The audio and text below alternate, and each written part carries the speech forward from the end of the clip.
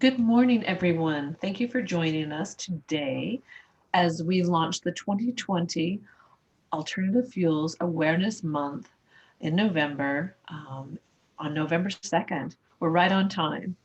So, welcome as we fall back into our timepieces this month and welcome November. Today, we are going to bring you into the exciting and timely world of advanced transportation and the infrastructure that supports its adoption and expansion, thus ensuring that we live in a world that is increasingly carbon neutral and we enjoy zero emissions from our transportation sector.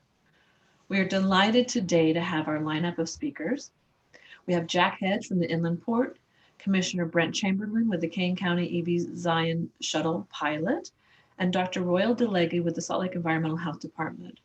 Our keynote today and special invited guest of the Governor's Office will read the 2020 Alternative Fuel Awareness Declaration. This is Dr. David Christensen, Dr. David Christensen from Utah State. And further, he will share with us the exciting world of transportation and electrification happening at our own Utah State University campus, the Aspire program, thus showing the world that Utah is on the map and changing the world. We want to thank Lieutenant Governor Cox for joining our collective team in Southern Utah on October 1st of this year to review and see firsthand one of our major projects led by Utah Clean Cities and our partners, EV Zion Shuttle Pilot that is based in Kanab and sponsored by Kane County.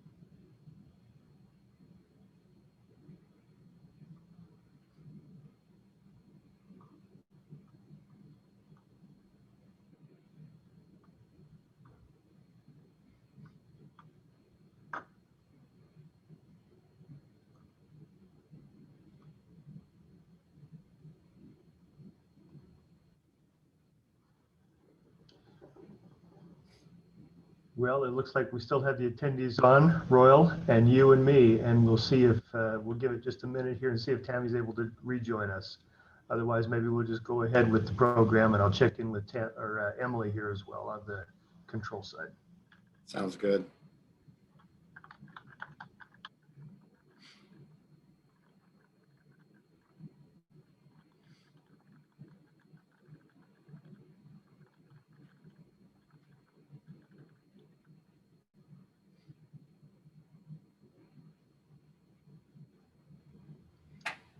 And that is one of the fun parts of the virtual world that we live in today. Live in challenging times.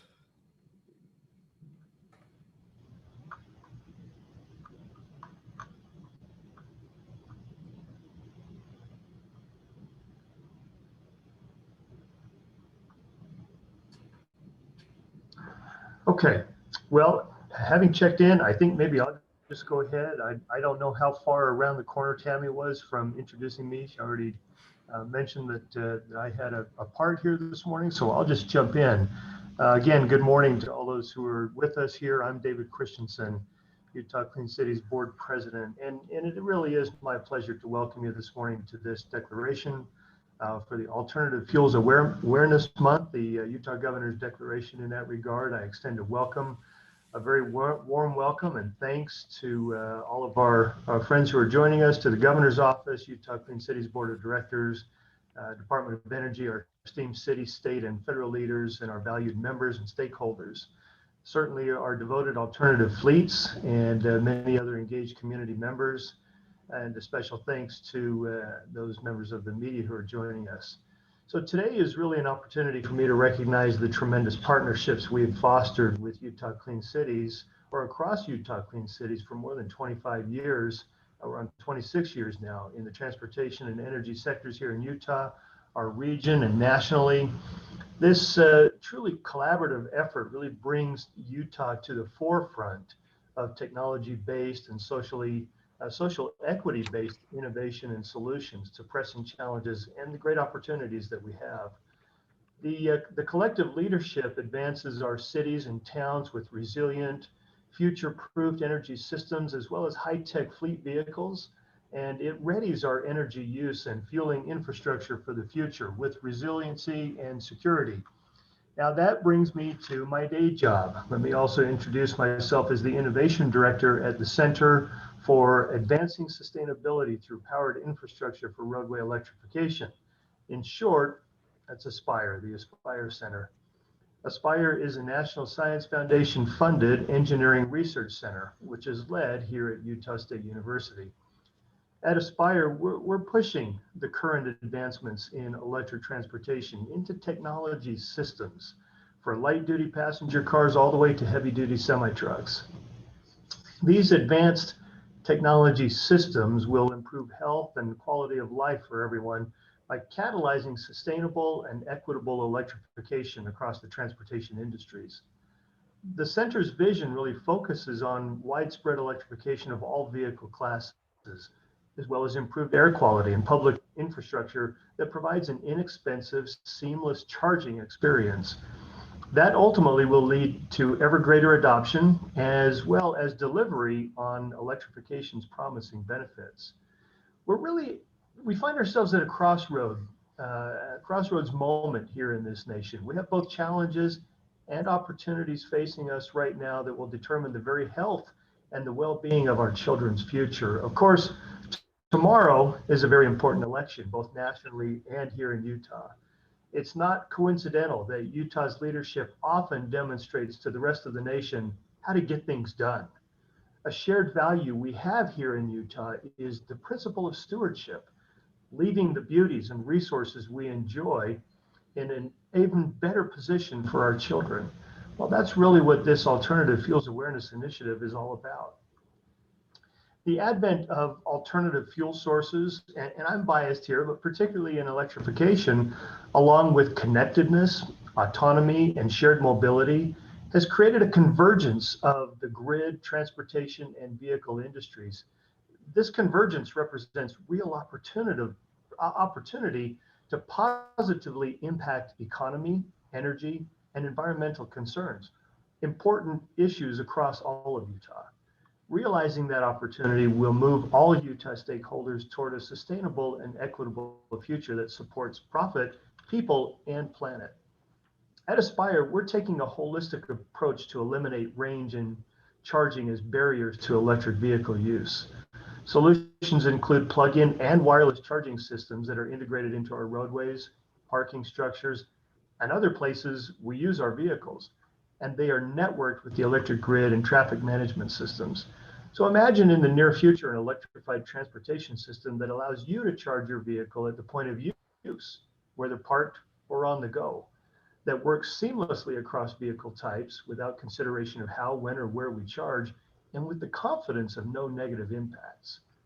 These literal transformations are targeted across the transportation and electric utility industries, leading to significant growth in domestic jobs and energy production, certainly improved air quality and public health. So our work at ASPIRE here in Utah and at Utah State University, as well as across the nation, will help reduce and stabilize transportation costs and create numerous programs with inclusive pathways to develop a diverse engineering workforce as well. All these efforts are integrated across multiple disciplines, including engineering, social science, policy, and business, through close collaboration with industry, government, and community partners. To that effect, ASPIRE has teamed with several university partners and national labs, as well as many of the world's largest corporations and most innovative startups. Right here in Utah, we have strong partnerships with the Governor's Office of Energy Development, Utah Department of Transportation, Utah Transit Authority, Rocky Mountain Power, and several other Utah-based companies, as well as the Utah Inland Port Authority, and of course, Utah Clean Cities. As I mentioned, Utah is really leading the way. It seems clear that the nation needs Utah's continued leadership example. Importantly, that leadership starts at the top. In that light, the declaration I'm about to read on behalf of our governor was going to be read by the lieutenant governor, but I've heard that he's just a little bit busy today with some other pressing matters. Well, our best wishes go to him, gubernatorial candidate Chris Peterson, and all who have been willing to step forward and offer to serve. So with that, I will proceed with the 2020 Alternative Fuel Declaration. Whereas November marks the 12th Alternative Fuels Awareness Month, which continues to raise public awareness, influence fleet and consumer choice, and encourage the advanced development of clean transportation choices in Utah. Whereas the Governor's Energy Action Plan, developed under the guidance of the Governor's Office of Energy Development and in partnership with diverse stakeholders, calls for continued expansion of infrastructure for alternative fuels. Whereas it is important to diversify transportation fuels, build transportation infrastructure, and model advanced fleet technologies with alternative fuel vehicles in order to reduce emissions, build healthier communities through improved air quality, and diversify stateside energy reserves and to preserve our natural resources. Whereas manufacturers currently offer nearly 800 models of alternative fuel vehicles, including hybrid, plug-in hybrid, battery electric, propane autogas, compressed natural gas, liquefied natural gas, flex fuel, ethanol, and hydrogen across light and heavy-duty vehicle markets. Whereas the emerging portfolio of advanced fueled vehicles that operate on domestically produced sources continue to ensure energy security, including renewable fuels produced from Utah-sourced agricultural and municipal waste, and all the renewable options for electric, propane, compressed natural gas, ethanol, and biodiesel. Whereas the state of Utah, working collaboratively with the Utah Clean Cities Coalition, United States Department of Energy, Federal Highway Administration, and the Federal Department of Transportation, continues to plan for the expansion of Utah's existing alternative fuel corridor with a diverse fueling portfolio along the I-15 corridor and other designated roadways, thus connecting Utah's cities, towns, national parks, monuments, recreation areas, and scenic byways with neighboring states and regional networks. Whereas a memorandum of understanding overseen by the Utah Governor's Office of Energy Development between Utah and 7 Western states was updated in 2019 to provide a coordinated framework for developing an Intermountain West electric vehicle corridor across the region. Whereas the Department of Energy Vehicle Technology Office awarded a regional grant to state energy offices from Arizona, Colorado, Idaho, Nevada, New Mexico, Montana, Utah, and Wyoming in collaboration with the National Association of Energy Offices, and further supported by 8 regional Clean Cities coalitions to coordinate and enhance electric vehicle charging infrastructure for rural communities. Now, therefore, I, Dr. David Christensen, on behalf of Gary R. Herbert, Governor of the great state of Utah, do hereby declare November 2020 Alternative Fuel Awareness Month in Utah. Okay, now it's official.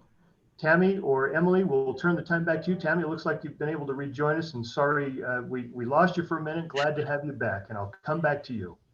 Thank you so much, Dr. Christensen. I so appreciate you jumping in and filling the time and jumping forward.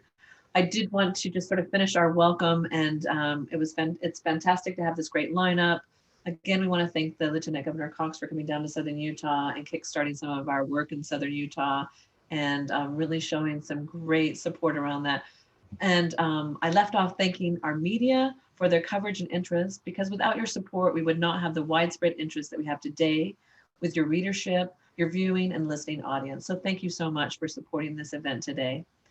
And just to give you this historical piece, for over 26 years, the Clean Cities program from all around the countries, we've been adding, expanding, and converting the next generation of transportation into our busy world of transportation, the movement of goods, services, and people. And that's what this is all about today as we look at this beautiful declaration. I mean, it's exciting for those of us that are involved with transportation, because that's a lot of work bringing us to this point in time.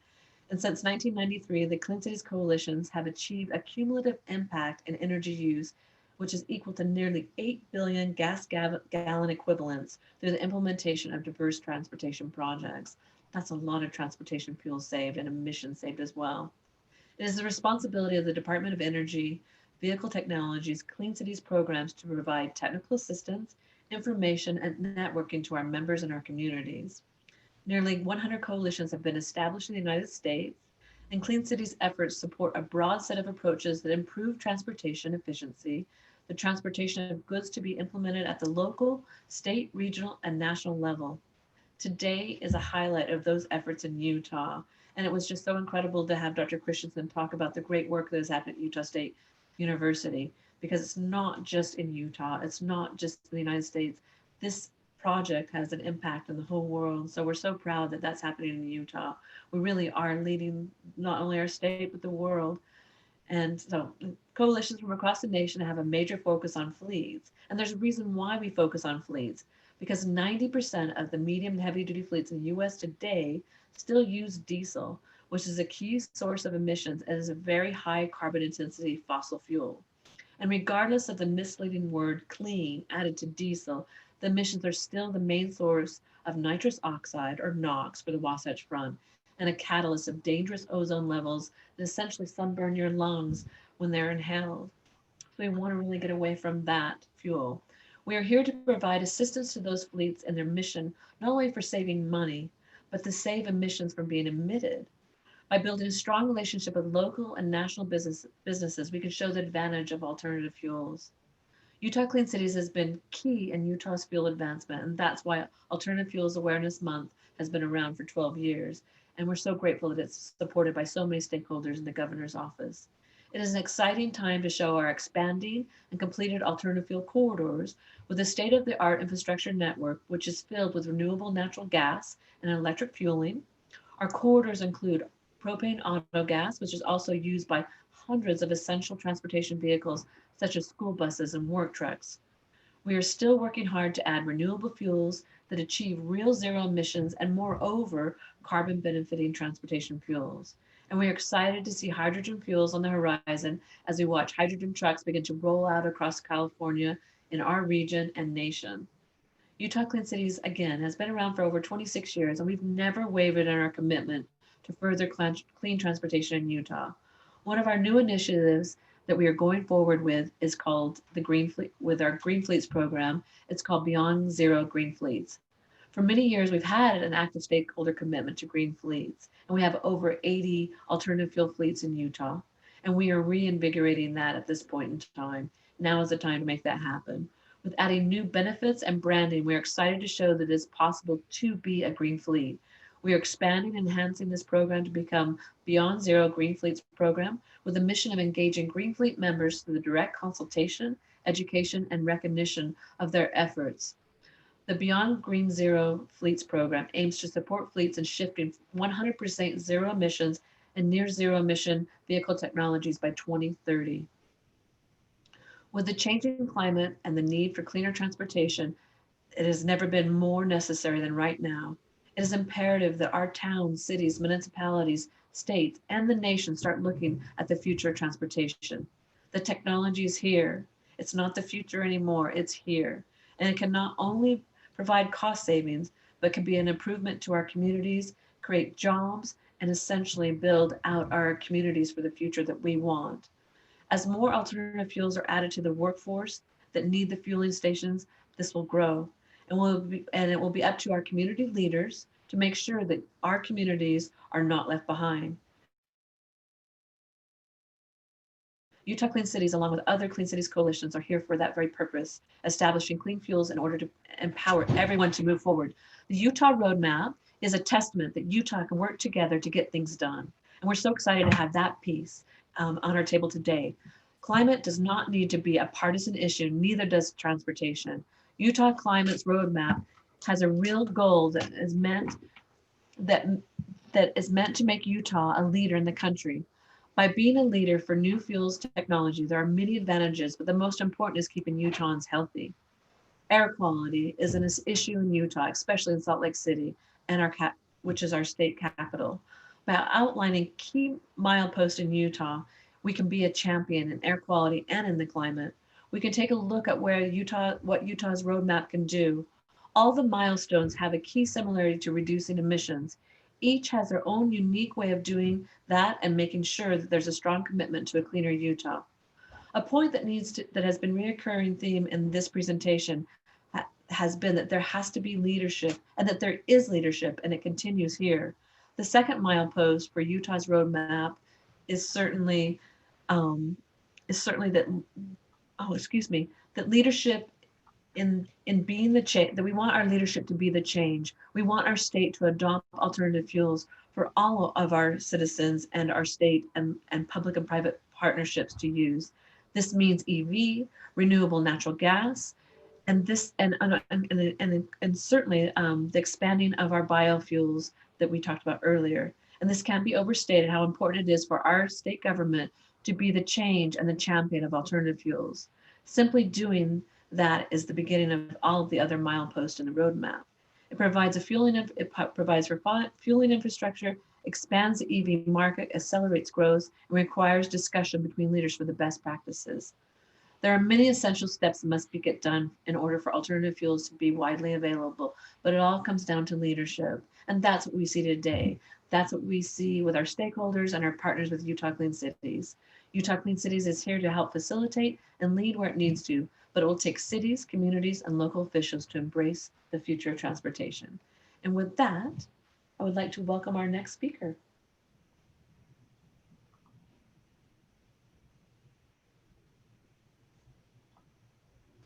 We have this wonderful recording by Jack Hedge, who is the Executive Director of the Utah Inland Port Authority.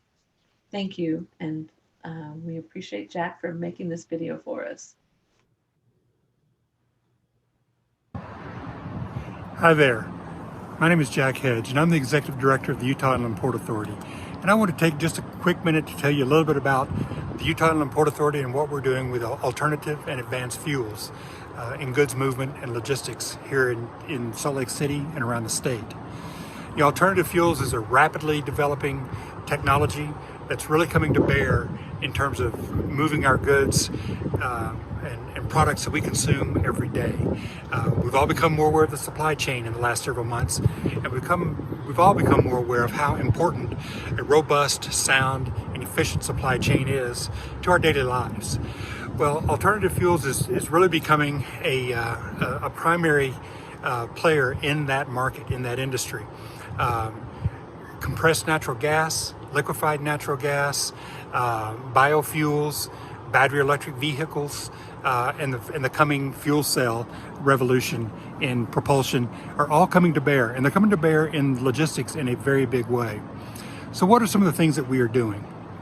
Well, over the past several months, we have signed a number of landmark agreements with partners such as Rocky Mountain Power, Dominion Energy, several others that are primarily designed around decarbonizing logistics in Salt Lake City and throughout the state of Utah.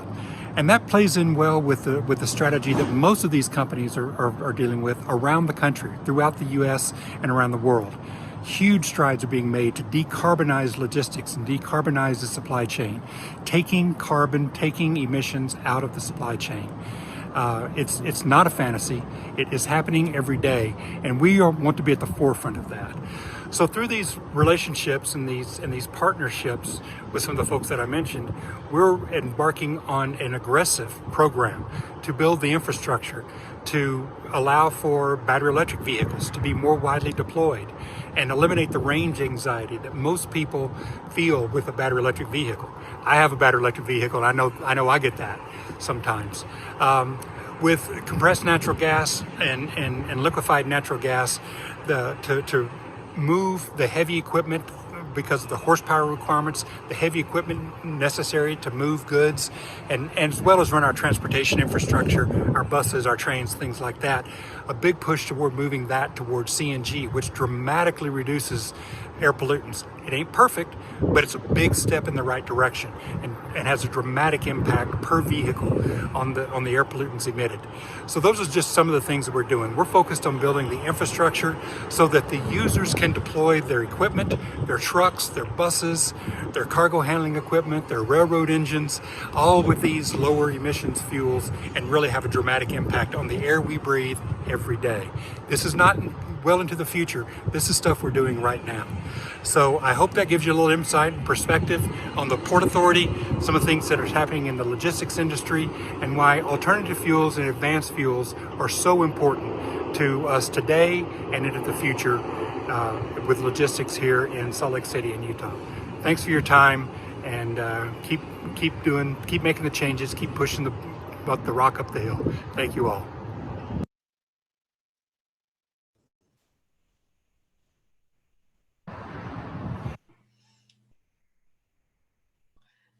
Thank you so much, Jack.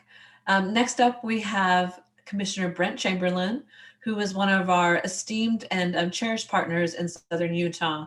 Their leadership and their progressive vision forward jumped in and became an incredible partner with Utah Clean Cities and the Department of Energy Vehicle Technology Program.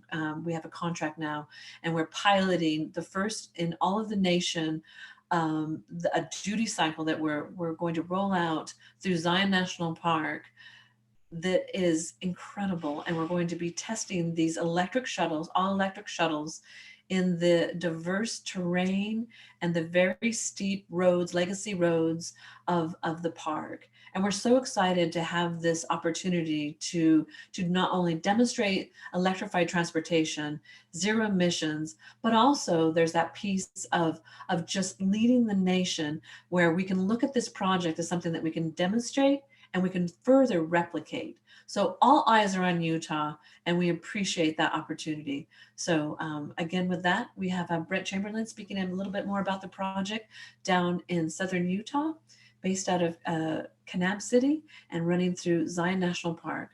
Thank you. My name is Brent Chamberlain. I'm a county commissioner in Kane County, Utah. And I'm really excited about a project that we're working on at this time called EV Zion. The reason is that we are fortunate enough to be next to bordering Zion National Park. Zion National Park is the fourth most visited park in the national park system, and has normally about 4.5 million visitors, or in excess of 4.5 million visitors. And they have a shuttle system in the canyon itself that serves about 6.5 million riders per year. All of this, while it's wonderful, creates some congestion issues for Zion National Park. And so as a gateway to the park, Kane County, in conjunction with and working with the Utah Clean Cities, has worked up a project and created this EV Zion, which is an effort and a project that will help them deal with the problems that they have with congestion and provide a clean alternative to visitors that want to visit the park and see the park in a way that they haven't been able to up to this point in time.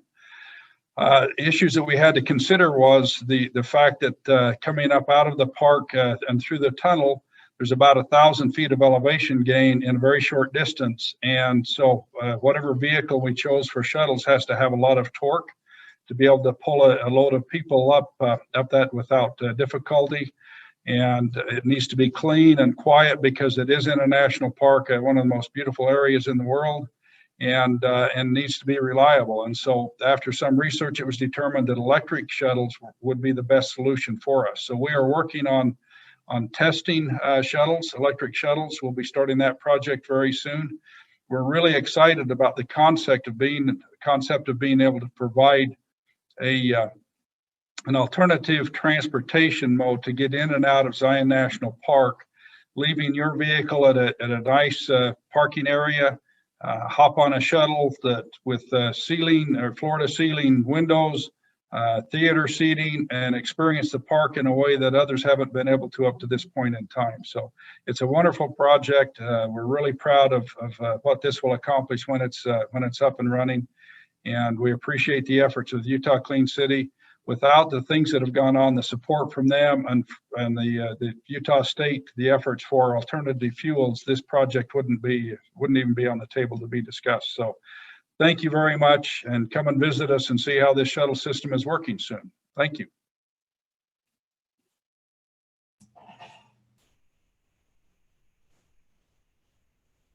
Thank you so much, Commissioner Chamberlain. Again, this is such an exciting project, and we're delighted to have the opportunity to participate with the National Park and our leadership and stakeholders down in Southern Utah. It ties in very beautifully to the national park as a whole, as they commit, especially in Zion Park, to fully electric, zero emission vehicles moving forward at this point. So we're excited to be in the forefront of that. And again, like Commissioner Chamberlain said, we intend to create a shuttle system that becomes part of the experience of the park, that by riding on that vehicle and having this theater view, you wouldn't want to be in anything but this electric shuttle. So we're delighted to be part of that solution and also part of the experience of our beautiful and beloved national park. And next up, we have Dr. Royal Delagi, who has been a longtime member and also board president and executive board member of Utah Clean Cities.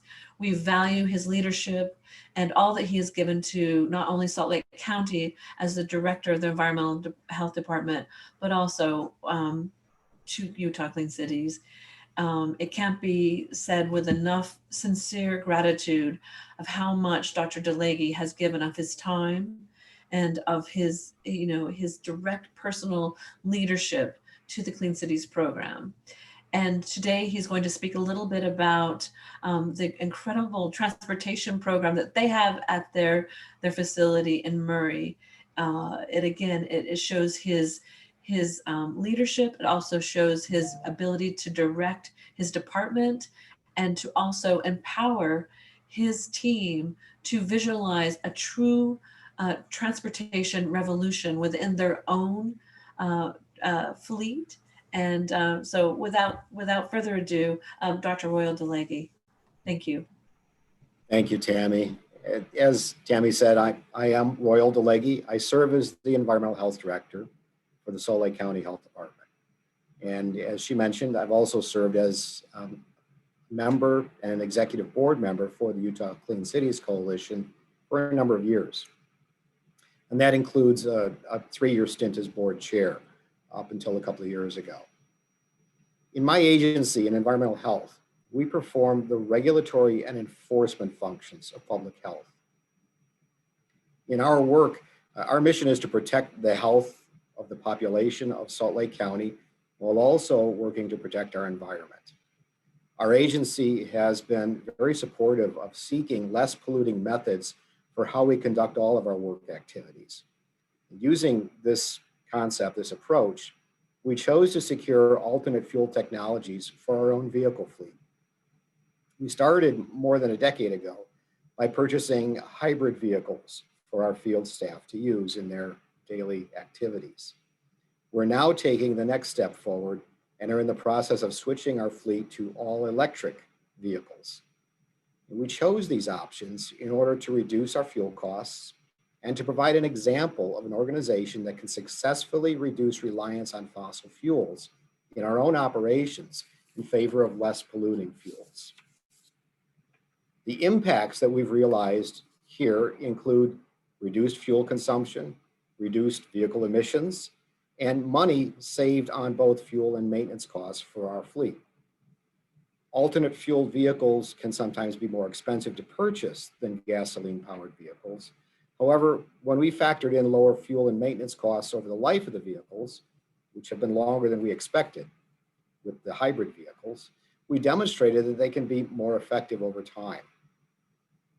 Our records show that we've experienced no adverse issues in making these transformations to our fleet.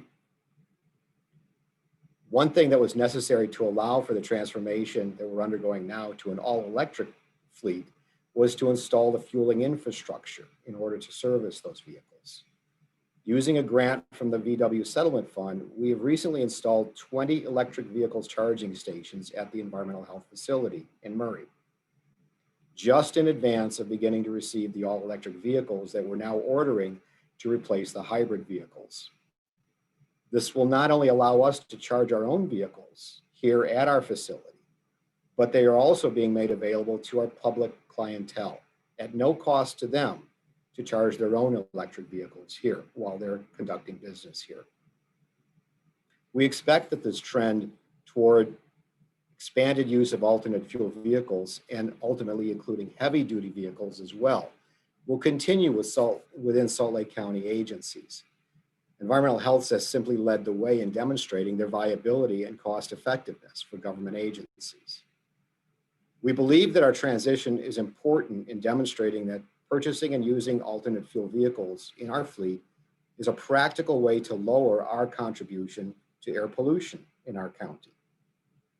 This is important to us, particularly since our agency contains the Air Quality Bureau, which works to ensure that our air quality continues to improve even as the county grows in population and continues with rapid development.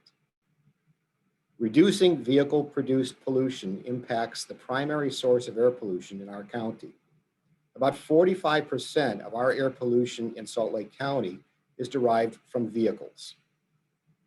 This is especially critical during the midwinter season when the Salt Lake Valley experiences thermal inversions, which trap pollutants in the Salt Lake Valley Basin. Adverse health outcomes from these events and from the increasing occurrence of summer ozone events are clearly evident when these conditions occur. We can track this with increased hospitalizations and visits to various medical facilities for a wide range of conditions that are aggravated by the presence of these pollutants in our air. Any steps that we can take to reduce the production of these pollutants and their health impacts are important to the health of our community. Moving to alternate fuel vehicle technologies is a tangible step in that direction. Thank you, Tammie. Thank you, Dr. DeLegge. It's exciting to think that you have 20 chargers at your facility and that you're going to be running a completely electric fleet moving forward with your outreach. So that's going live this week. That's exciting. We want to do a virtual ribbon cutting. Why not? That's exciting that you've rolled forward. How great. You're going to have one of the largest electric fleets in the state. So again, as we wrap up, we're so excited to roll into 2020's Alternative Fuel Awareness Month. While we've had a tough year this year, I think one of the biggest winners of this pandemic and this kind of pause and stop in our society, in our world, as we look at industry, as we look at business, we can look and say, how do we restart this world again?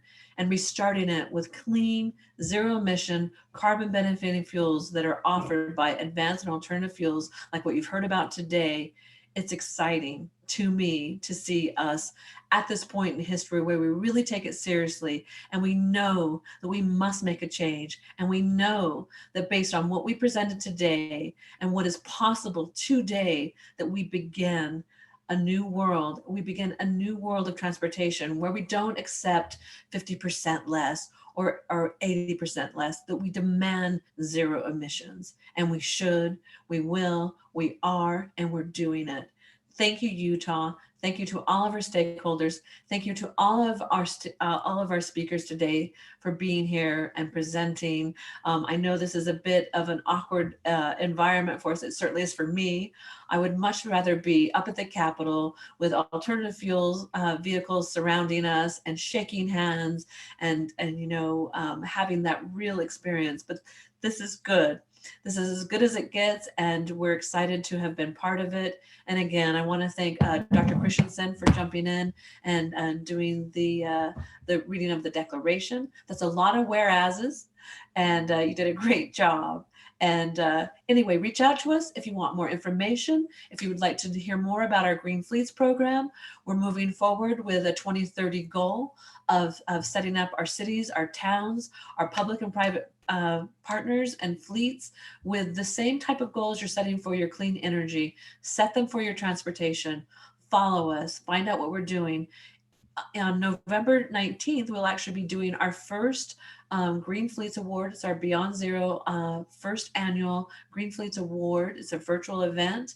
We welcome you to join us, see all the exciting things that are happening, look at over 25 fleets and leaders in our community, in our state, that are doing exactly what needs to be done to ensure that we have a clean transportation future. So thank you for joining us today, and keep in touch and keep following Utah Clean Cities and all that we're doing in Utah and our region and across our nation. We appreciate your participation, and have a great day and happy November. Thanks all. Thanks, Tammie. Thank you, Dave. Thank you, Royal.